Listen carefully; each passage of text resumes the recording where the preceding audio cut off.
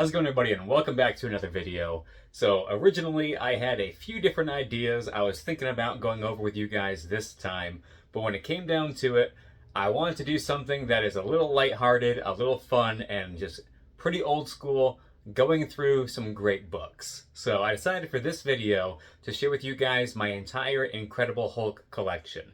Now, this collection is a little unique because it's one of the longest runs I have where I actually don't have any books that are graded of any kind, mostly because I haven't got any of the real early big books quite yet. So this is an entire raw collection. It's pretty hefty stack, not quite a full short box, but it is this stack I have right here. So it's a good amount to get through, so I'm going to try to blow through them nice and quick so we can see the books, appreciate the art, but we're not taking an hour long to actually go through them. And I think at the end of it as well, I'm going to tack on the little bit of Tales to Astonish I have in my box. That's a very small section as well, just because, again, great Hulk covers that I love, very much in the Silver Age style that I love. So again, I thought this would be a great video to go over and take a break from DC, bring it over to Marvel right now. That's not Spider-Man. I've mentioned before, Incredible Hulk is another one of my favorite characters when I was growing up as a kid. I just loved that feeling of seeing somebody so small, a little weaker, that could become something so big, so strong, so unstoppable, even if he couldn't control it. So the Incredible Hulk has always been fascinating to me ever since I was a wee kid, but let's go ahead and start cracking into these books, and then we'll talk a little bit more.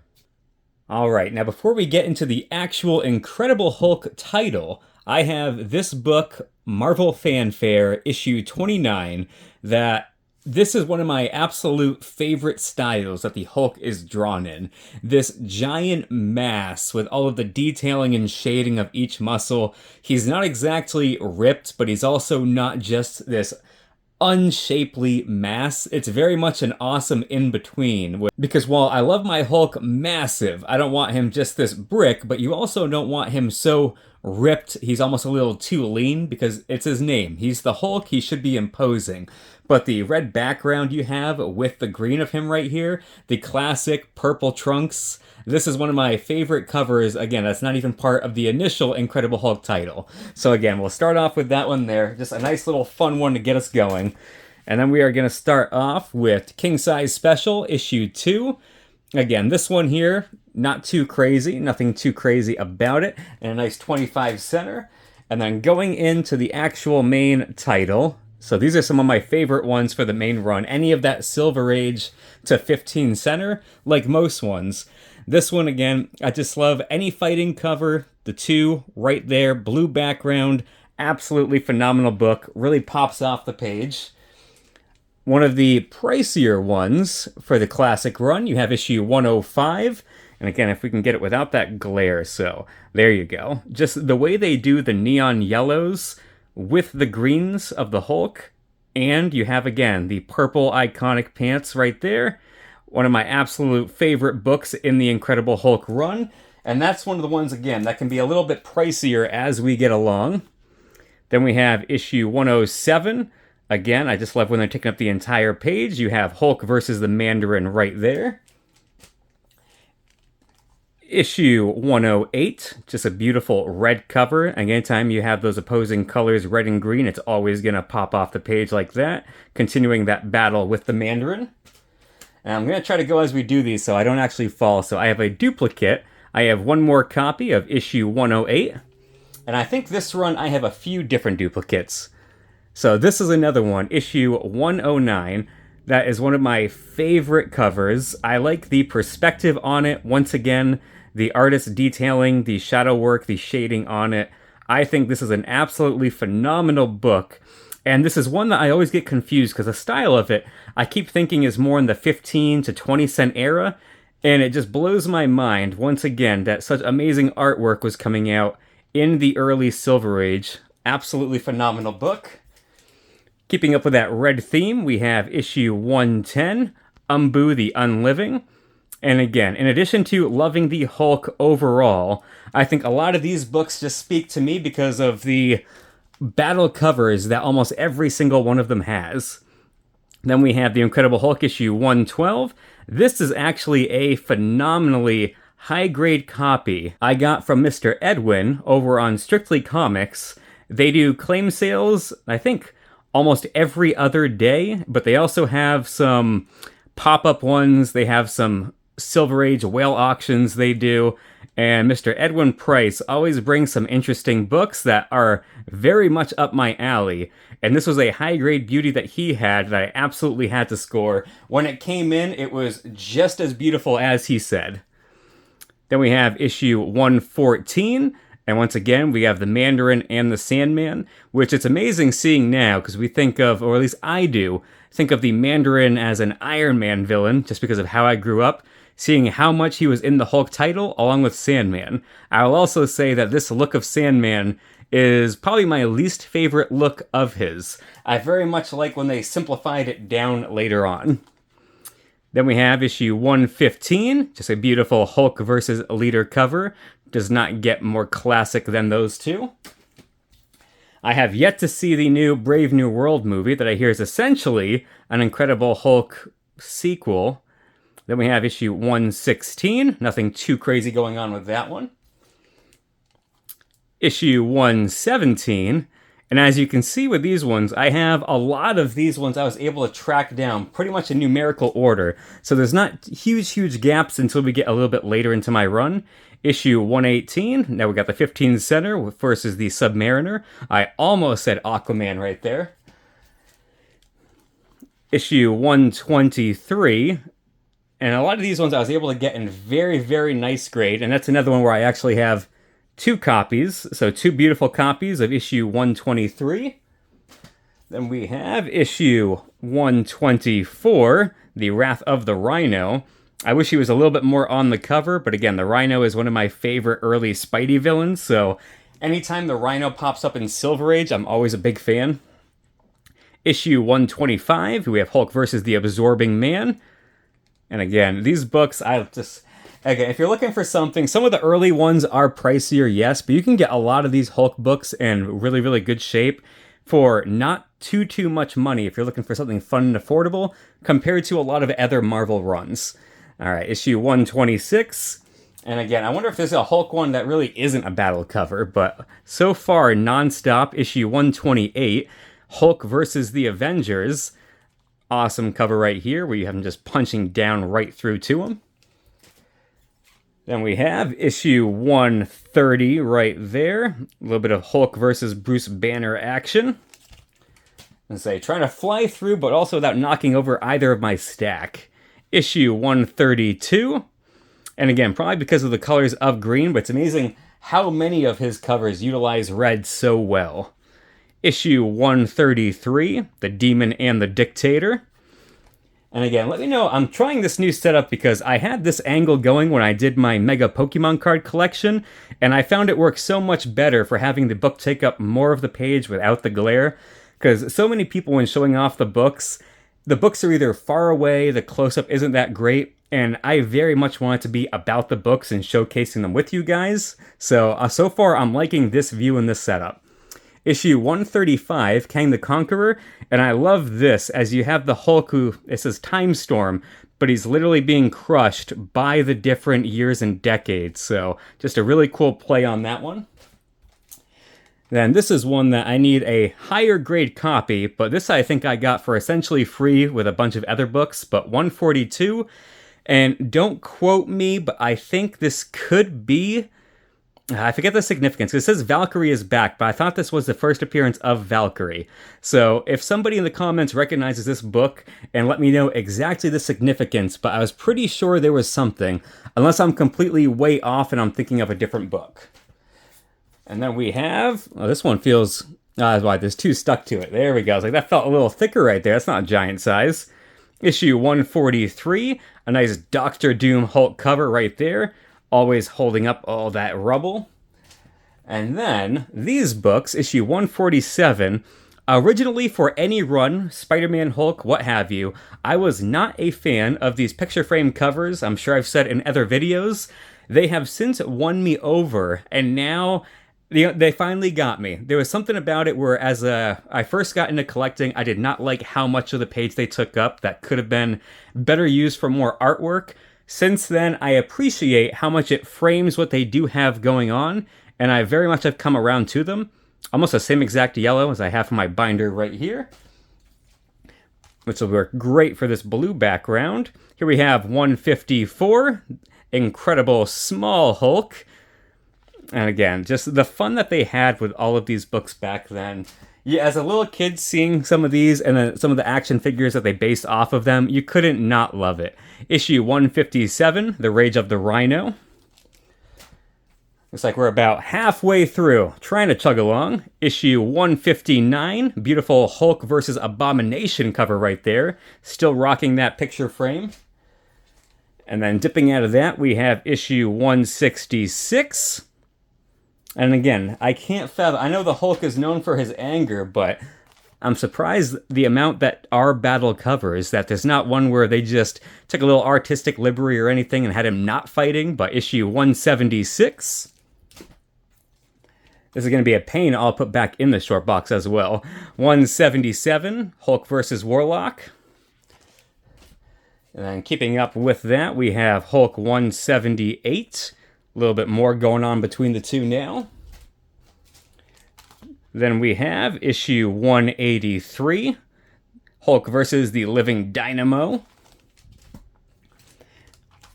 Then we have issue 187, Hulk defeated by the Gremlin.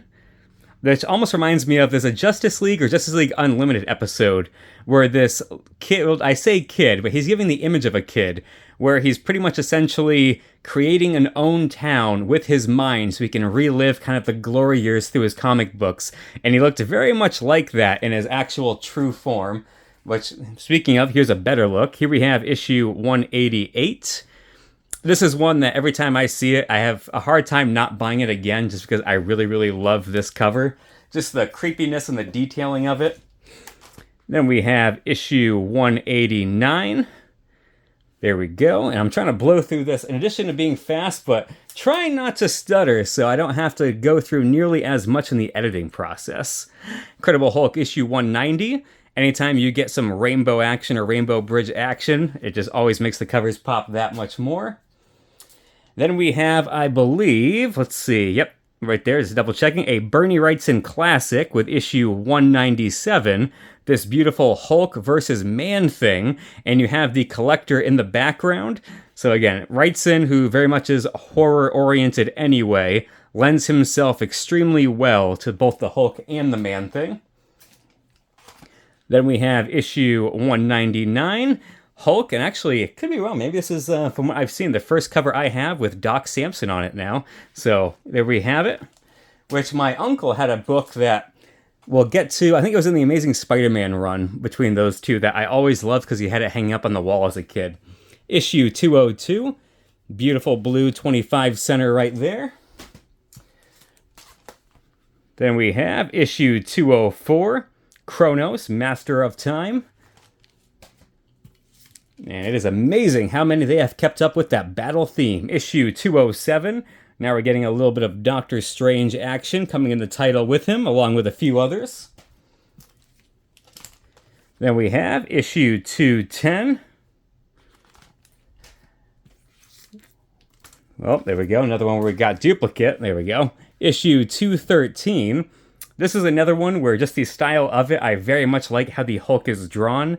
Again, it is both physically imposing, very much a hulking, massive a character, but the detailing is done well. You see the muscles pop, but he's not overly lean. So again, I just love this sheer threat that they imposed when they drew him like that.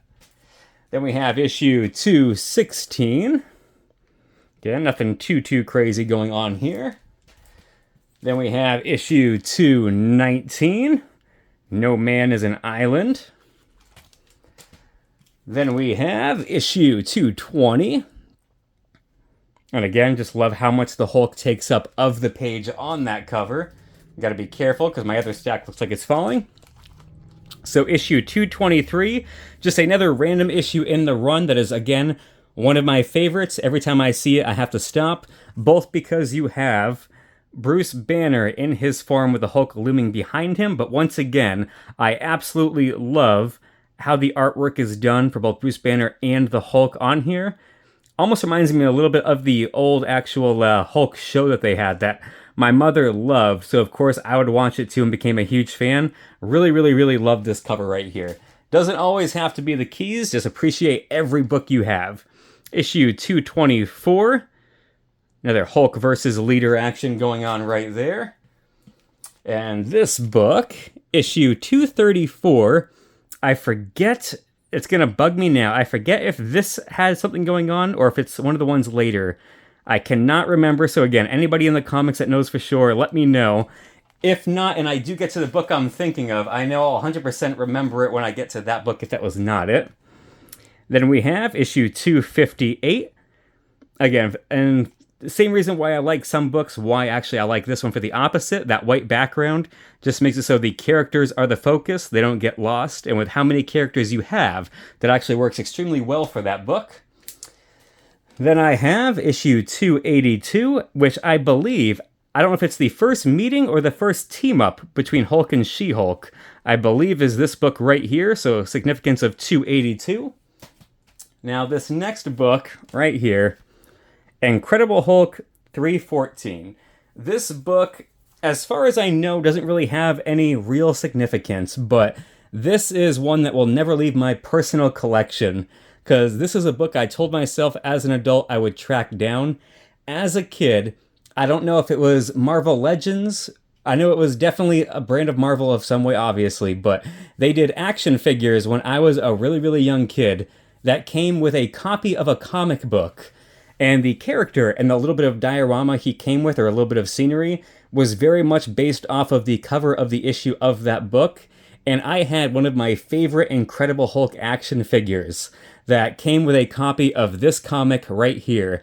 And I told myself that one day I would track down the real comic, no matter how expensive it was.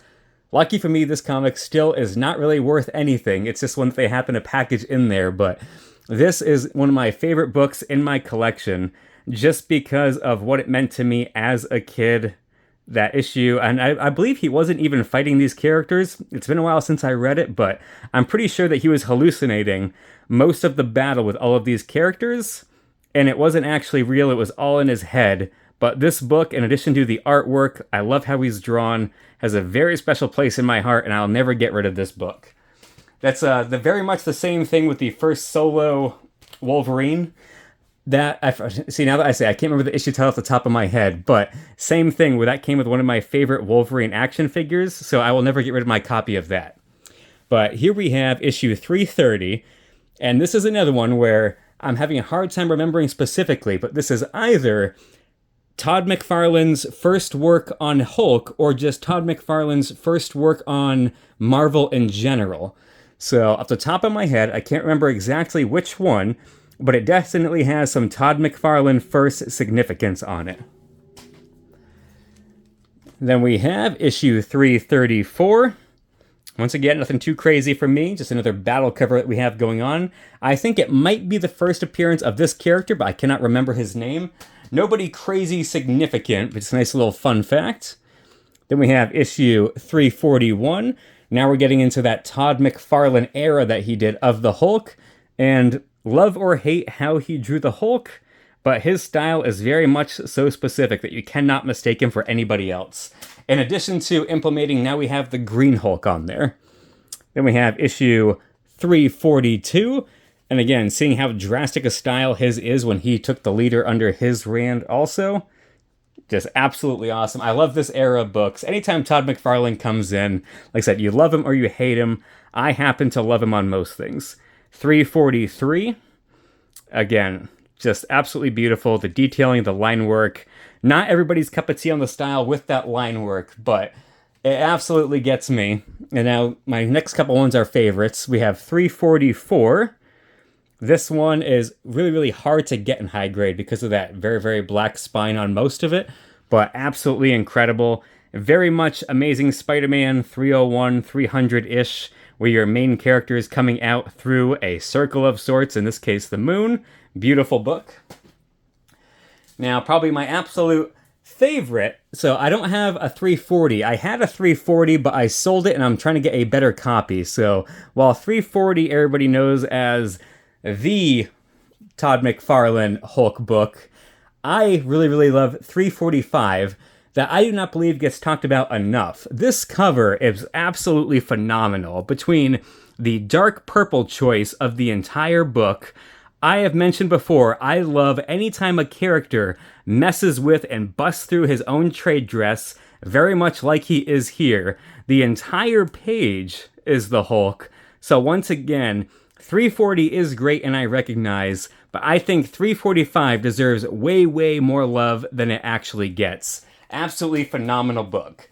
And the last book I have currently in my Hulk run before we get into Tales to Astonish is issue 346. Again, not the craziest note to end on. You have McFarlane and Larson. But either way, that's the end of my Incredible Hulk run. And now we're going to start to look at a little bit of the Tales to Astonish that I have.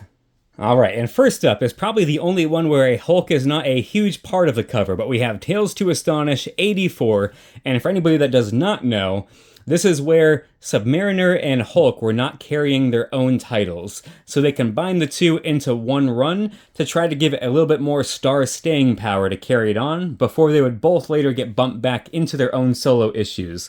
So while Submariner is pretty much the main focal point here, we do have Hulk on the cover in the background. Like I said, all the other ones I love because they are very much Hulk covers to a T. So here we have issue 85. This one always invokes kind of King Kong vibes for me. Just the way you have him on a building, the way he's drawn, looks a little bit more apish in the face as well. So again, love that where he takes up most of the book. Then we have issue 87. Again, just a nice classic Silver Age Hulk versus cover where they take up the entire front page. Every single one of these I got, I'm pretty sure, in a auction that Joe of 360 Comics was doing. And I cleaned out any that he had. So this is issue 89. And for the most part, they're in like fine plus, very fine condition. So very, very good grade for the Silver Age books. Then we have issue 97. This one's got a little bit too much going on for me, and nothing too crazy here, just kind of Hulk destroying what he does best. And then the last one I have is quite a big jump, but we have issue 101. So this one, a little bit, yes, you have the Rainbow Bridge kind of going on, but it's a little bit blocked out by these kind of dull characters down below, but you do have the Hulk in his giant menacing form right there. So again, absolutely beautiful. But that is everything I have for my Incredible Hulk and Tales to Astonish runs. And there we have, everybody, my entire Incredible Hulk collection. So hopefully that wasn't too long. I want to thank everybody that actually stuck it through to the end right there. And as always I say, if you ever want to see more without all the talking, check out my Instagram, Conlin's Comics, where there'll be comics, figures, Pokemon, a little bit of everything else I'm into that doesn't quite always make it onto the channel. So hopefully you guys enjoyed. Until next time.